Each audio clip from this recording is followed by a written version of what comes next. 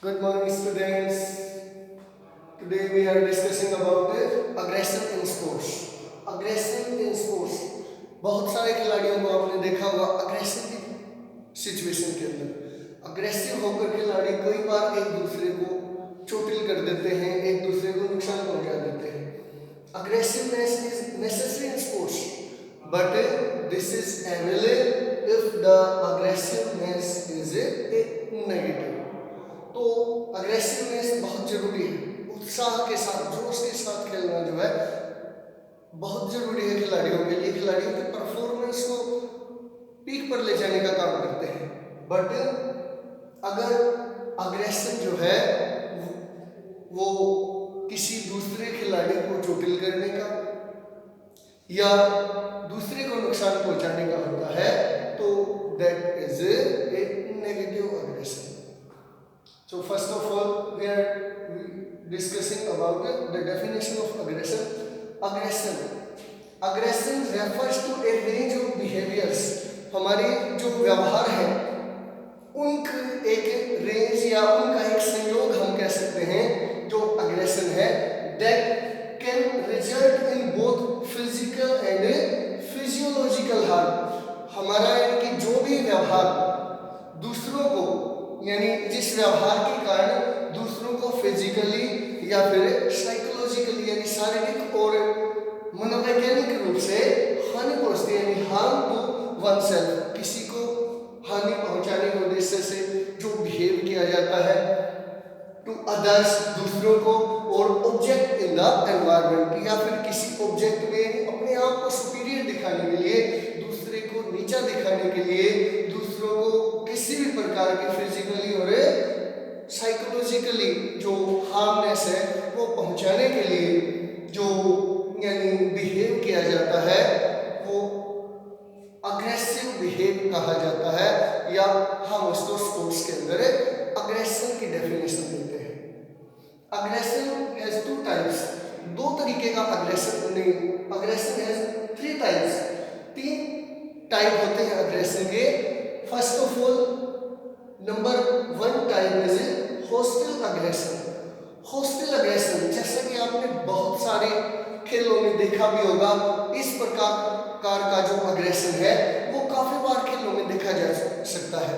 क्योंकि होस्टिल अग्रेशन क्या है, एंगर के कारण, गुस्से के कारण दूसरे को चोटिल पहुंचाने के उद्देश्य से जो अग्रेसिव बिहेवियर किया जाता है वो होता है होस्टिल अग्रेशन.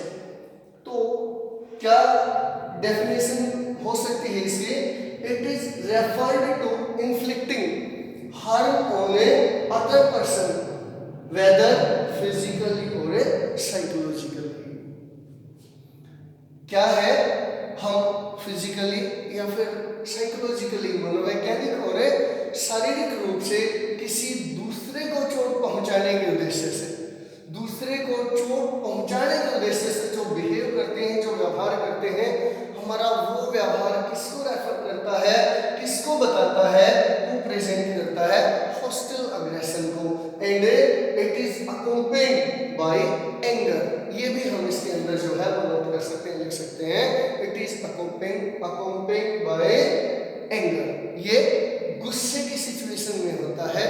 गुस्सा जब हम किसी दूसरे खिलाड़ी, कई बार क्या है किसी खिलाड़ी से, जैसे फुटबॉल के अंदर, रग्बी के अंदर, हॉकी के अंदर इस तरीके का अग्रेशन होता है और हम जानबूझकर गुस्से से किसी प्लेयर को जो है वो चोटिल करते हैं, हिट करते हैं. नेक्स्ट नंबर आता है इंस्ट्रूमेंटल अग्रेशन. इंस्ट्रूमेंटल अग्रेशन जो है वो क्या है? It is known as a channelized aggression and is not accompanied by anger. यानी पहली तो बात क्या है, ये गुस्से से नहीं होता, यानी गुस्से की अवस्था में या हम कह लें कि किसी दूसरे को चोटिल करने के उद्देश्य से इस प्रकार का बिहेव जो है वो नहीं किया जाता. इसके पीछे मेन मोटिव क्या होता है? अपने आप को सुपीरियर साबित करना. कई बार खिलाड़ी अपने आप को सुपीरियर साबित करने के लिए, दूसरों से अच्छा साबित करने के लिए जो है वो इस तरीके का बिहेव करता है जिसमें इंस्ट्रूमेंटल मेकेनिकल जो यानी खेल के जो इंस्ट्रूमेंट हैं, जैसे कि बॉल, रग्बी के अंदर बॉल को छीनना है दूसरे खिलाड़ी से, तो वो ये हर संभव कोशिश करता है दूसरे खिलाड़ी से छीनने की, उसमें किसी भी तरीके की वो कोशिश करता है, बट उसका उद्देश्य उस दूसरे खिलाड़ी को या ओपोनेंट को चोटिल करना नहीं होता। उसका मेन उद्देश्य क्या होता है? मेन उद्देश्य अपने आप को सुपीरियर दिखाना या बेटर दिखाना होता है। तो इसीलिए कहा जा सकता है कि it is not confined by anger. इसलिए जो है इस प्रकार का व्यवहार गुस्से की अवस्था में नहीं, यानी कि हम कह रहे हैं कि दूसरे के ऊपर गुस्सा निकालने के लिए नहीं, बल्कि अपने आप को ऊंचा दिखाने के लिए, अपने आप को बेटर साबित करने के लिए जो है इस तरीके का बिहेव किया जाता है। एंड नंबर नेक्स्ट और लास्ट जो अग्रेशन है वो है assertive behaviour, number 3।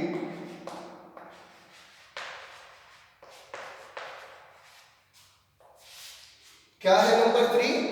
Assertive behaviour.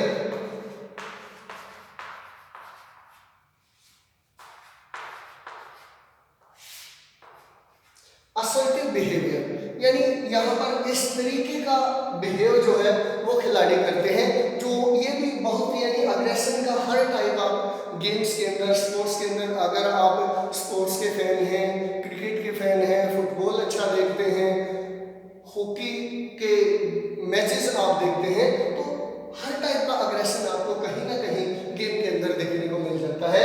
जैसे कि असर्टिव बिहेवियर की बात की जाए तो एक प्रकार का ऐसा बिहेव इसके अंदर लिया जाता है जो कि लेजिटिमेट फिजिकली और साइकोलॉजिकली या फिजिकली और वर्बली जो है वो दूसरे को उकसाने के लिए, दूसरे को गुस्सा दिलाने के लिए इस तरीके का व्यवहार किया जाता है।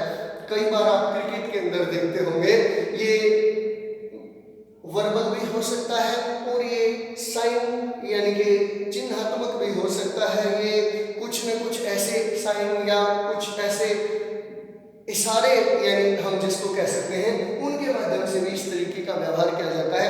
तो कई बार जो है वो बैट्समैन को उकसाने के लिए, क्रिकेट ग्राउंड पर आप इसको नोट करना, बैट्समैन को उकसाने के लिए ताकि वो शॉट लगाए, बड़े हिट लगाए और कैच आउट या फिर किसी भी तरीके से बोल्ड या किसी भी तरीके से उसका विकेट जाए, तो बॉलर सामने से बॉल जब देने आता है तो बॉलिंग करने के बाद जब पिच पे आगे बढ़ता है तो वो उसको आंखें दिखाता है, हाथों से या फिर होठ हिलाकर कुछ ऐसे वर्बल, या जब नजदीक से निकलते हैं तो कुछ वर्बल कमेंट्स किए जाते हैं ताकि दूसरे खिलाड़ी को, सामने वाले खिलाड़ी को गुस्सा आए, ओपोनेंट खिलाड़ी अपना टेम्पर खो बैठे और गुस्से में वो कुछ न कुछ गलती करे जिसका फायदा हमें मिल जाए। तो इसलिए खिलाड़ी कई बार इस तरीके का बिहेवियर जो है वो करते हैं। तो असर्टिव बिहेवियर क्या है?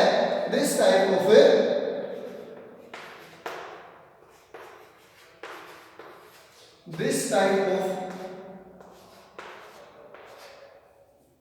behavior, this type of behavior involves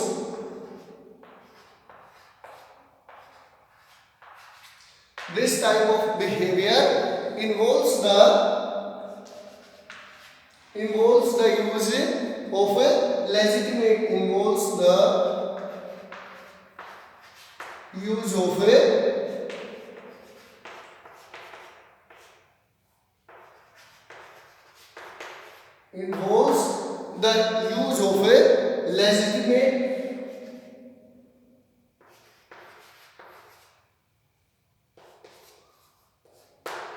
legitimate physical or a verbal, physical or a verbal force, physical and verbal force to achieve one's purpose, verbal force to achieve, इसको नीचे से साफ कर देते हैं ताकि आप अलग से इसको समझ पाओ। To achieve one's purpose, force to achieve one's purpose, अपने उद्देश्य को पूरा करने के लिए। ऐसा यानी कि कोई वैज्ञानिक या कोई यानी वर्बल कमेंट्स जो है या फिर कोई ऐसा इशारा किया जा सकता है जो सामने वाले खिलाड़ी को, ओपोनेंट खिलाड़ी के टेम्पर को हिला देता है, पेशेंस सामने वाला खिलाड़ी को देता है, और इम्पेशेंस होकर कोई भी खिलाड़ी जो है वो बहुत बेटर परफॉर्मेंस नहीं दे सकता। तो इस तरीके से जो है हमारा लेसन नंबर 11 कंप्लीट होता है। इसके अंदर जो जो आपको डिफिकल्टीज आए वो आप कमेंट्स के अंदर जो है वो दोबारा